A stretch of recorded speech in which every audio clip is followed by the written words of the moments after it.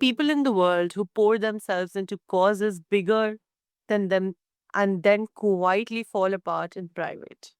The work feels too important to pause. The cost they pay never makes the news. So today we are talking about the frontline workers of democracy, the activists, the organizers, people holding the line, and the mental health support they so deeply deserve and so rarely receive. Welcome to Healthy Mind, Healthy Life. I am Nazish, and today my guest is Ashley Williams, who is here to share the work of Minds the Movement and mental health support being built for the people doing democracy work on the front lines. Ashley, I welcome you to the show. Thank you so much for having me. I'm excited to be here. Yeah. So, before we begin, listeners, some statements reflect personal belief and experiences and are presented as individual views, not medical advice. Listeners should consult qualified professionals for medical condition. So, Ashley, before we get into your work, tell me, what does a non-mission day look like for you when you are not carrying the cause? Like, who is Ashley at that time? Good question. Uh, Anyone who has started their own business or nonprofit knows there aren't a lot of non-mission days. But one of the so I live in New York City and it's spring, suddenly very hot, almost summer-like here, so try to spend a lot of time in the park. I also figure skate, which is a little bit random for an adult to start doing, yeah, in your 30s, pick up figure skating, so spend a lot of time doing that and yeah, and then honestly the rest of the time I kind of spend it working, which is not great. I'm very much like the target audience for my own organization of, people who push themselves to the point of burnout, but it's also fun to me. So like if I had to choose between like, I don't know, watching a new movie or a new show or like working, I'd kind of rather work because it's fun to me. So, sounds perfect.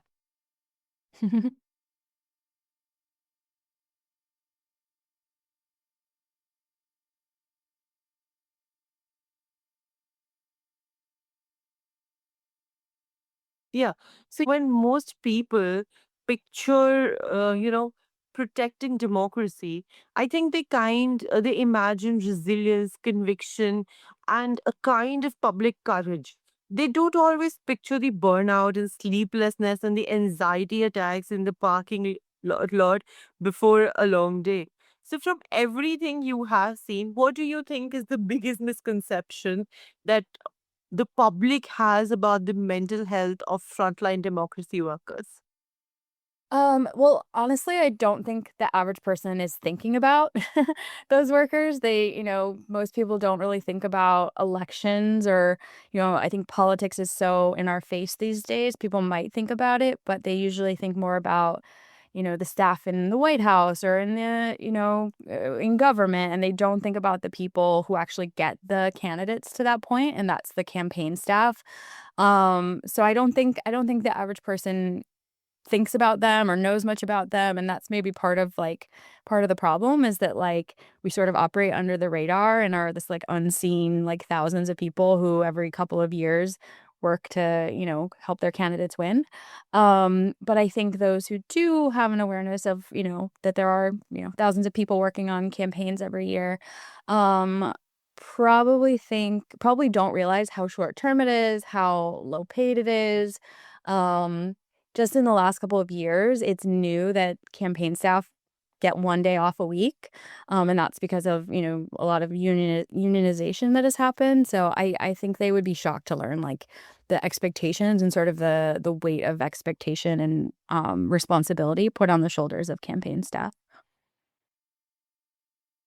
Yes, that is true. I mean, we all have those misconceptions, but listening to somebody clear them off for us really says a lot about it. Like, I think there's something in what you said that I want to hold for a second. Like the cost of being seen as endlessly strong is that nobody checks on you.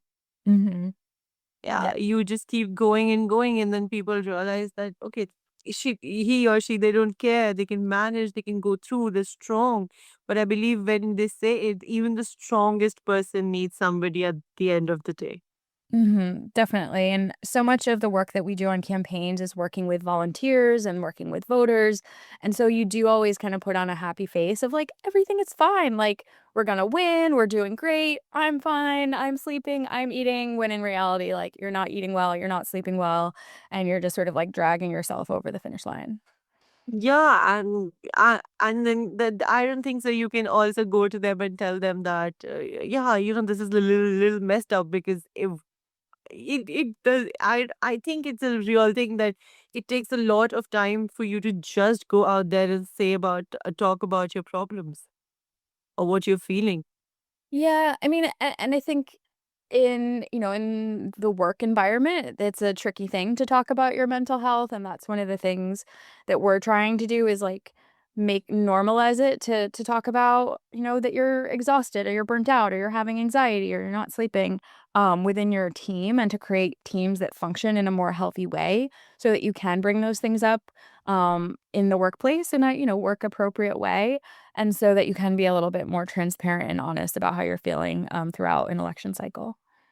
Yeah. So, from what you have learned through Mind the Movement, what are the root causes underneath the burnout, like what we are seeing in the community? Yeah, I would say I mean, I hate to say this about my own industry, but I think there's a real lack of, um good management, so I think it starts with, like, how people are treated. We all go into this knowing it's gonna be intense and stressful and long hours and short term, and I think you can work on a healthy team and your staff is gonna be a lot more okay than if you're working for a manager who doesn't know how to support people well. The other thing is that campaigns are really short term, right? They, like within a week of election day, you're out of a job, and the stress of knowing that you're gonna be unemployed, that in a few weeks after that, you're not gonna have insurance. And so there's always this like impending sense of like, even if we get the outcome of the election that we want collectively, like individually, we're gonna be like back at zero and have no income and have, no medical care and things that are really stressful. And then it's just like the goals that we have are so big that, and every campaign is always understaffed. There's just never enough money. And so I think it's like, if a normal business was run the way a campaign was run, people would be like, "This is nuts. Like, how do you expect to, like, succeed?" So it's just, like, a lot of, like, extreme pressure that isn't managed well, and also, you're about to be, like, broke and kind of out in the cold in, a few months, which is kind of daunting. Yes, yeah, that is very true. And even though it lasts for a short duration, it puts a lot on people working in it. It puts a lot on people around it and in it as well. Mhm. Yeah. Yeah. Yeah, it's there's very high goals and very high expectations and everything is public, right? Like, if you mess up, if you say the wrong thing, if you send an email to someone you shouldn't, like, it could make the news, it could bring down a candidate, like, it's all high pressure all the time. Yeah, I agree. And movement workers do not always recognize their own burnout because they are surrounded by other people who just look as tired. So Mhm. like it's been normalized. Like normal becomes unwell and unwell becomes invisible. So in real ordinary days, what are the small signals that someone in the work is sliding into the mental health crisis? Yeah, good question. So I think it looks different for everyone. I think it can show up as, someone who was a very consistent, reliable staff member, all of a sudden not doing their work as well as they used to, maybe coming in late all the time, maybe their appearance changes dramatically. They, might start saying, "Oh, well, it doesn't matter anyway. None of this matters." Um, and then, you talk about getting into like an actual crisis situation, talking about like even if we win, like, my part of this is pointless, my life is pointless, and sort of that more, like, hopelessness, coming into it, that is a big red flag. Obviously, anyone threatening to harm themselves or someone else is a big red flag. And yeah, just any, like, major changes in the way the person behaves is something that people should look out for a potential crisis. Yeah, I mean, that is something. And it reframes all of this with so much honesty, because we keep waiting in our daily lives for a dramatic sign to show like we need like a full-fledged breakdown. But I think there are little things that are going on quietly that comes for first, which we often ignore because of so much pressure around us. Yeah. Yeah, and so one of the things that we offer is crisis training for organizations and campaigns, and in going through that, I actually recognized my own some signs that I exhibited in the workplace in the past, and, I didn't realize, but even things like if it's a Zoom meeting, like a person not being on camera when normally they're on camera or not engaging when they normally engage, like, yeah, it doesn't always have to be this big dramatic, like, someone's in crisis. It's just like, almost like that, like, quiet quitting in a way, of just, like, slowly sort of removing yourself from the group, from, projects, things like that can actually be a sign that someone's having, some mental health struggles. Yes, yeah. And it is such a beautiful, these are such little beautiful things that you have mentioned because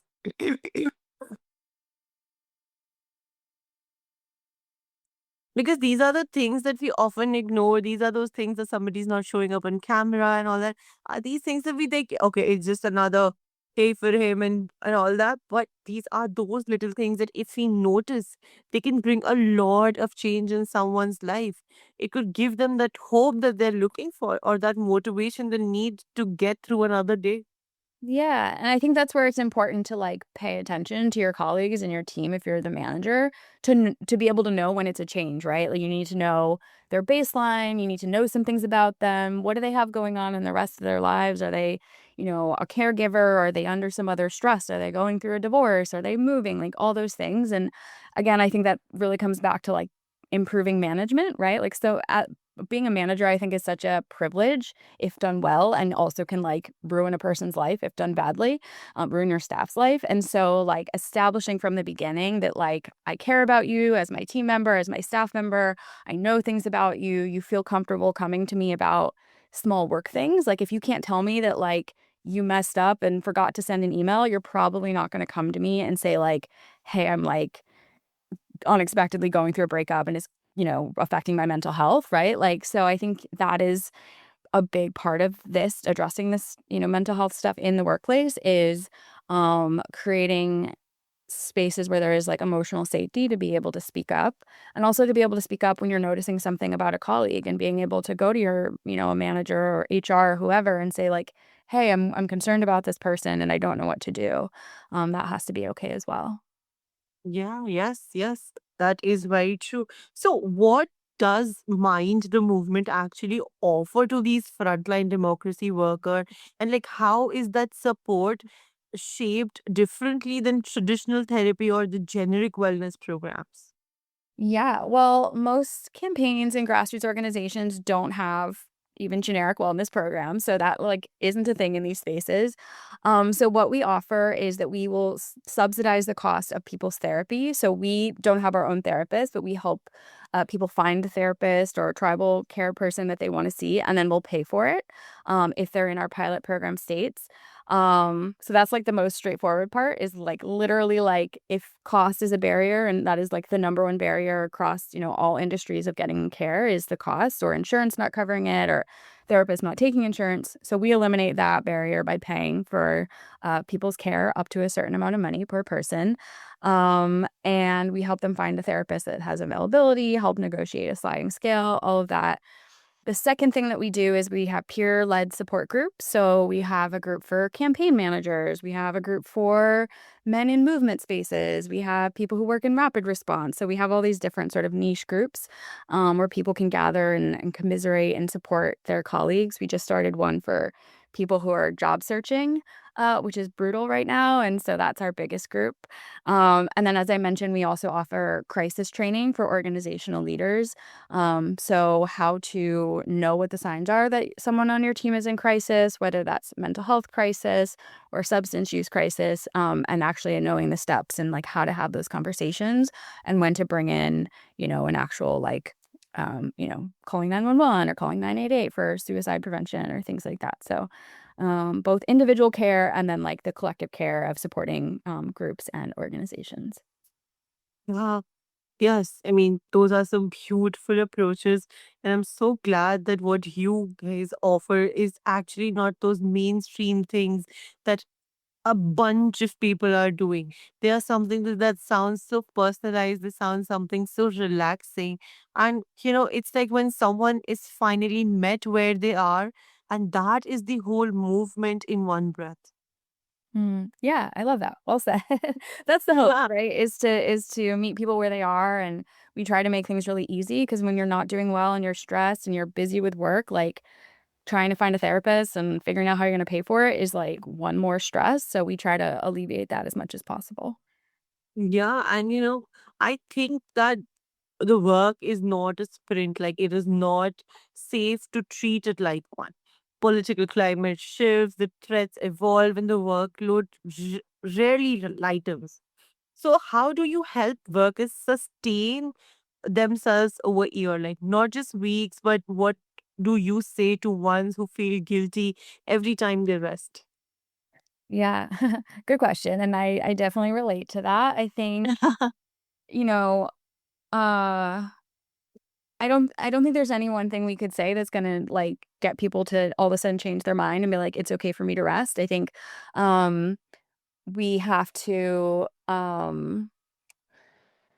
we have to, I think, like, acknowledge, like, why we all feel this way, like, why we feel like we can't take a break, and I think a lot of that, and I'm not a therapist, but from everything I've seen and heard over the years of a lot of, mental health stuff and professional development stuff I've done for myself is so much of that is like a trauma response and is us feeling like we need to earn our place in the world and earn love or whatever. And so I think and that's a great thing to bring to like a peer support group of like why do we all feel like we're not allowed to rest? Like what's going on there and actually unpack that. So I think again a lot of like 95% of our work is just like normalizing this stuff and being like, yeah, we all feel this way. And if we are doing movement work, we're probably more inclined to feel this way for whatever reason. And like let's unpack like why that is and not to necessarily solve it or change it, because like, that's also what makes us really good at our jobs, you know? And we're all doing work we're passionate about, so how can we find balance and be healthy without sacrificing our passion for the work we're doing? That is something so beautiful, and something such these are some so simple things that anybody can do, and it does not have to be something that they have to go out of their way and try, or something that that comes with a lot of struggle, or something they have to pay anything extra for. Yeah. This is something so easy, like eat healthy, and this is the piece that most conversations skip past it. And I'm glad we did not, like, rest for the people doing this work. It's not about withdrawal from the cause. I think it is about how the how to survive the cause. Yeah. Yeah. We there's this quote that I saw at a rally once that said, "To change everything, we need everybody." And so it's, we gotta keep good people in this work and keep them healthy and keep them well so that it can be sustainable and long term. Yeah. So just one thing, like if someone is listening today and is doing frontline work and feeling invisible inside their own exhaustion, what is the one thing you would want them to walk away with today? That it's normal to feel that way, and there are lots of other people going through the same thing, and, that their work is really important and that they, their life matters as much as their work, and, that I'm really proud of them for what they're doing. That is such a sweet thing to say, and I believe it is going to land in the hearts of a lot of listeners today, because it is motivating. It does stress a lot of people out, but realizing that you are not alone, you have people there to help you out, you have yourself, and it is something that a lot of people go through. It is so beautiful that you said that. Thank you. I really mean it. So I started this organization not because I wanted to run a nonprofit or a mental health organization, but because I saw the need for it, and it's been really fulfilling to see people actually reap the benefits of all the hard work. That is so beautiful. Thank you so much for sharing that. So, Ashley, before we close, tell us, where can our listeners find you and mind the movement? Like, how can they support and access the work? Yeah, so everything is on mindthemovement.org. And we're also on LinkedIn and Instagram and Substack, which I need to update more often, but we're there. Thank you so much for sharing that with us. I will make sure to include all these details into the show notes so that a lot of people can reach out to you and, get the support they need from you. Awesome. Thank you so much for having me. Yeah. And that line about democracy being only as healthy as people protecting it, that is going to stay with me and a lot of our listeners tonight. Awesome. Thank you. Yeah. Thank you, Ashley. And to everyone listening and the people fighting for the world deserve a world that fights for them too. So we will see you in the next episode of Healthy Mind, Healthy Life. And I hope to see you soon. Till then, take care of yourself.